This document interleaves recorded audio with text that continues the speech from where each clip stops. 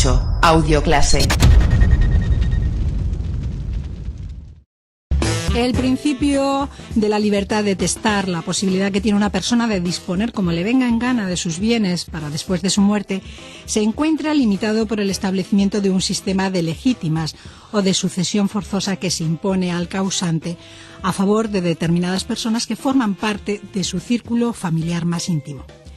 La legítima es el tema que vamos a desarrollar a continuación con Rosa Leonsegui, profesora de Derecho Civil, a quien damos la bienvenida. Buenos días. Muy buenos días. Empecemos por el principio, profesora Leonsegui. ¿Qué es o qué se entiende por legítima? La legítima es la parte o porción de la herencia que por imperativo de la ley es atribuida a determinados familiares del testador. El Código Civil la define en su artículo 806 como la porción de bienes de que el testador no puede disponer por haberla reservado la ley a determinados herederos, llamados por esto herederos forzosos. A estos familiares el Código Civil los denomina de manera confusa e equívoca herederos forzosos, cuando hubiera sido más correcto llamarlos legitimarios o personas con derecho a legítima. Y ello es así porque el legitimario puede recibir su cuota a título de herencia, de legado o incluso haberla recibido anticipadamente por medio de donaciones intervivos. Y es que el deber que tiene el testador para con sus legitimarios no es el de nombrarles herederos, sino el de atribuirles su cuota legal legitimaria. Por tanto, el legitimario no es necesariamente heredero, aunque en algunas ocasiones coincida la doble cualidad de legitimario y de heredero. Pero no siempre sucede esto. Entonces, ¿quiénes son los legitimarios, profesora Leonsegui? Tras la reforma introducida en nuestro Código Civil por la Ley de 13 de mayo de 1981, que suprime toda discriminación entre los hijos nacidos del matrimonio y los nacidos fuera del mismo, son legitimarios, en primer lugar, los hijos y descendientes respecto de sus padres y ascendientes. A falta de hijos o descendientes, son legitimarios los padres y ascendientes respecto de sus hijos y descendientes. Y finalmente, el cónyuge viudo. En estos supuestos, el derecho legitimario de los descendientes y ascendientes está siempre condicionado por la proximidad de grado.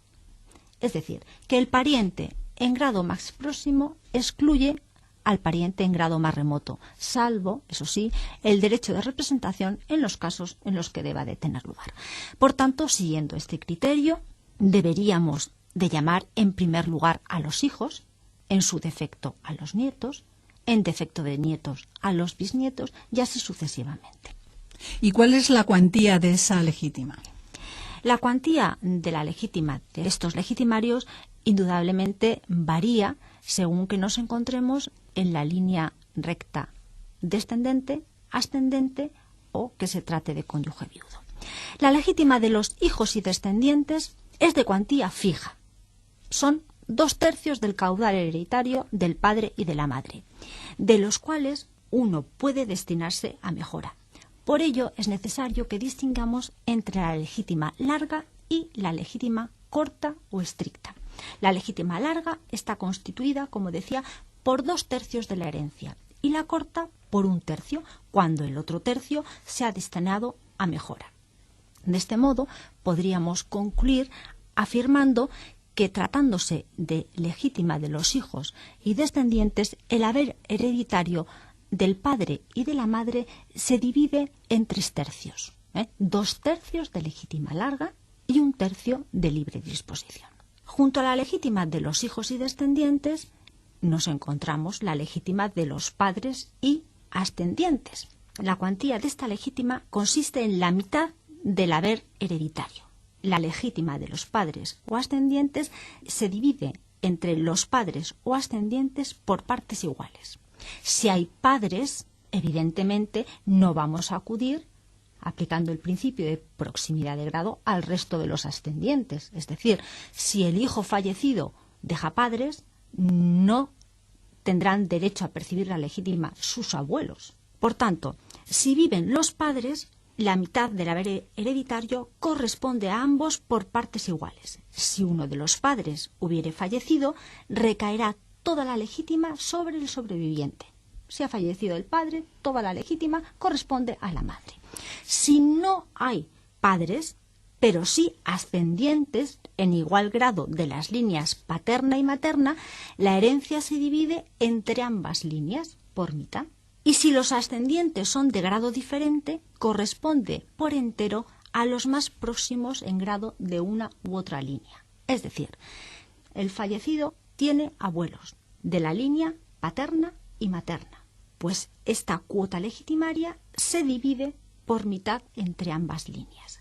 Pero si solamente tiene abuelos de la línea materna, pero no de la paterna, y de la paterna tiene bisabuelos, esta cuota legitimaria corresponderá por entero a los de la línea más próxima, es decir, a los abuelos, y los bisabuelos de la línea paterna no percibirán nada. El grado más próximo excluye al más remoto.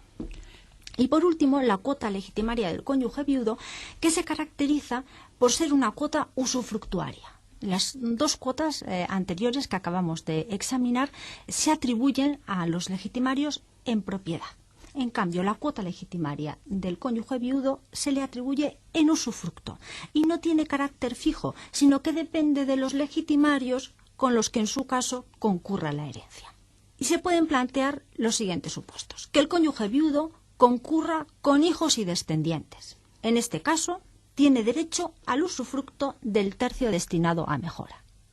Si concurre con ascendientes, tendrá derecho al usufructo de la mitad de la herencia.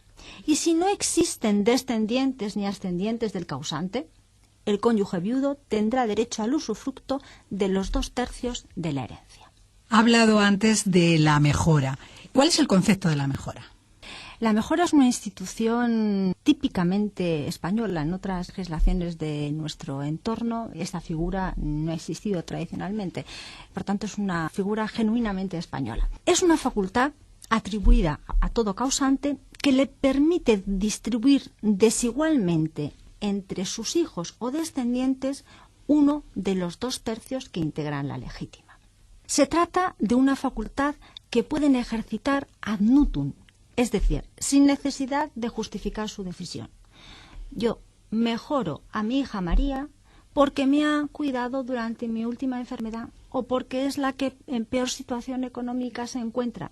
Decido mejorar a un hijo o a un descendiente porque quiero, sin necesidad de justificar la razón por la que llevo a cabo la mejora. Aunque lo normal es que la mejora se ordene o se establezca en testamento, al otorgar testamento, el padre o madre ordena que se mejore a uno de sus hijos o que se distribuya ese tercio por partes iguales entre todos, es decir, que se mejore a todos ellos. Aunque, como decía, lo normal es hacerlo en testamento, también se puede hacer a través de donación inter vivos o en capitulaciones matrimoniales o mediante un contrato celebrado con un tercero. Imaginemos que yo le dono a mi hija María un apartamento que tengo en la playa y al efectuar la donación digo expresamente que esa donación tiene el concepto de mejora respecto del resto de sus hermanos y que atribuyo la mejora a mi hija María en este acto, es decir, al tiempo de la donación. ¿Y quiénes son los destinatarios? ¿Solamente los hijos? Pues no solamente los hijos y descendientes. La facultad de mejorar corresponde a los padres, pero solamente pueden ser destinatarios de la mejora los hijos y descendientes. Bueno, en principio esto no plantea ningún problema, hijos o descendientes. Pero en tiempos pasados sí que la doctrina discutió mucho sobre la posibilidad de mejorar a los nietos viviendo los padres. El abuelo que fallece y deja hijos y nietos. A los hijos les deja la legítima estricta y mejora a uno de sus nietos, viviendo el padre de estos. Hoy en día no hay ningún problema en admitir esta posibilidad. Y los padres pueden utilizar la facultad de mejorar designando como destinatarios de la mejora tanto a hijos como a descendientes. Por tanto, se admite la mejora del nieto viviendo el padre. Porque ha dicho hoy en día. Es que antes había esa dificultad de aceptar esa decisión, ¿o no se podía hacer? Sí se podía hacer, porque el Código Civil en este punto no es muy claro. No afirma expresamente que no se puede hacer viviendo los padres o que sí que se puede hacer. Parecía más lógico mejorar a los hijos y, en defecto de hijos, mejorar a los nietos, porque si antes hemos dicho que la atribución de la cuota legitimaria de los descendientes y ascendientes rige el principio de proximidad de grado, se entendía que existiendo hijos, ¿cómo se iba a mejorar a los nietos? Parecía lo más lógico, ¿no? Lo más lógico, pero hoy en día no hay ningún problema en admitir la mejora del nieto. Profesora Leonsegui, ¿cuál es el objeto? ¿Sobre qué puede caer la mejora? La mejora puede recaer sobre una cuota o sobre cosa determinada. En el primer caso hablamos de mejora de cuota y en el segundo de mejora en cosa determinada. La mejora de cuota en la práctica es una mejora de una parte alícuota de la herencia, es decir, un tanto por ciento de la herencia, que fijará o designará el testador. Por el contrario, la mejora en cosa determinada implica la designación de un bien concreto del caudal hereditario que habrá que entregar al hijo o descendiente mejorado. Realmente, esa cosa determinada puede ser un inmueble, una biblioteca, una joya, puede ser cualquier bien que se encuentre dentro de la masa hereditaria. Y una cuestión importante, ¿cómo se fija la legítima? Bien, es una cuestión importante. Realmente hay que realizar una serie de operaciones. Yo voy a procurar simplificar al máximo. Sí, porque no tenemos tampoco demasiado tiempo. Bueno, ¿cómo cuantificamos esos 2/3 que le corresponde a los hijos y descendientes, o esa mitad de la herencia, o la cuota viudal del cónyuge? Para fijar la legítima se atenderá siempre al valor de los bienes que quedaren a la muerte del testador, con deducción de las deudas y cargas, sin comprender entre ellas, evidentemente, las impuestas en el testamento. Al valor líquido de estos bienes hereditarios se les agrega el de las donaciones colacionables, entendiendo por donaciones colacionables todas las que ha hecho el causante, tanto a los herederos forzosos como a los extraños. Y sobre ese caudal es sobre el que se aplican ya las cuotas legitimarias correspondientes. ¿Se puede renunciar a la legítima? Bueno, no es habitual, ¿verdad? Porque siempre que tenemos estas cuestiones derecho, parece que no. siempre que tenemos derecho a percibir algo de nuestros padres ascendientes, pues no parece lógico querer renunciar a la legítima. Lo que sí que se ha intentado en muchas ocasiones es transigir sobre la legítima.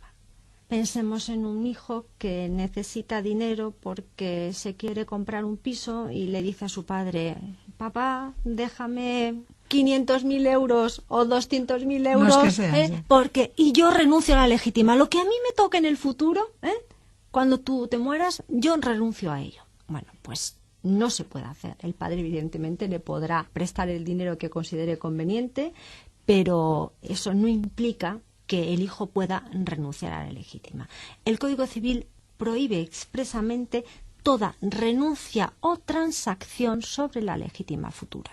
Otro supuesto de posible transacción, cuando un hermano le dice a otro: bien, yo te dejo 100.000 euros, pero tú me firmas que renuncias a la legítima que te corresponde, y esa legítima luego dispondré yo de ella. Aunque lo hagan, es absolutamente nulo.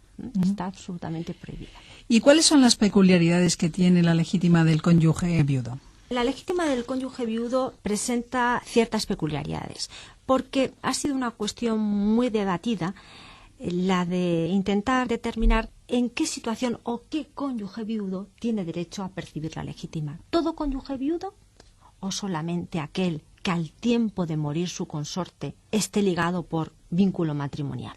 Es decir, las personas que se han divorciado, se han separado, su matrimonio ha sido declarado nulo, ¿tendrán derecho a percibir la legítima?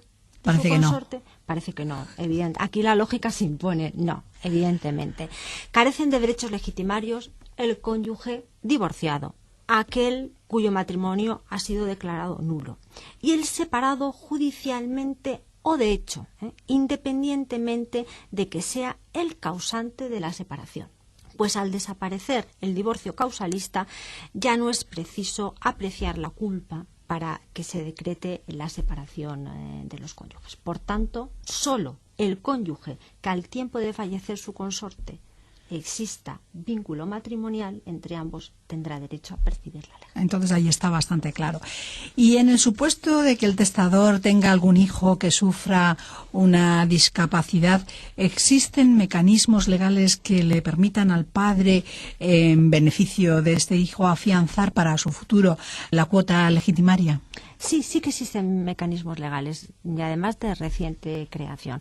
La Ley de Protección Patrimonial de las Personas con Discapacidad de 2003 ha alterado un principio fundamental en nuestro sistema legitimario, que es el principio de intangibilidad de la legítima, y lo hace en defensa de los incapacitados, mediante la posibilidad de imponer una sustitución fideicomisaria que grave el tercio de legítima estricta.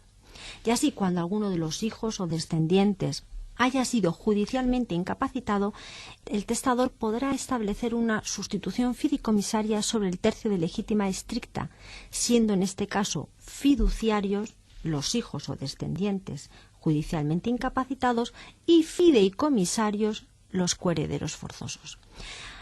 En este punto es necesario precisar que los hijos o descendientes deberán de estar judicialmente incapacitados. No es suficiente la simple minusvalía que establece la ley, que en concreto se trata de un 33% de minusvalía psíquica o un 65% de minusvalía física o sensorial.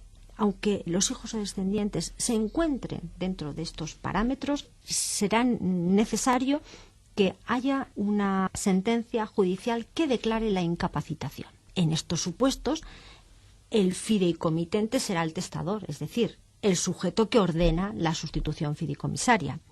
El fiduciario o primer beneficiario serán los hijos o descendientes judicialmente incapacitados, y los fideicomisarios serán los herederos forzosos, los coherederos forzosos, en este caso los hermanos del sujeto que sufre la discapacidad. En estos minutos que hemos dedicado al derecho civil, al Civil 4 en concreto, hemos hablado de la sucesión forzosa, es decir, de la legítima, con la profesora Rosa de la Leonsegui.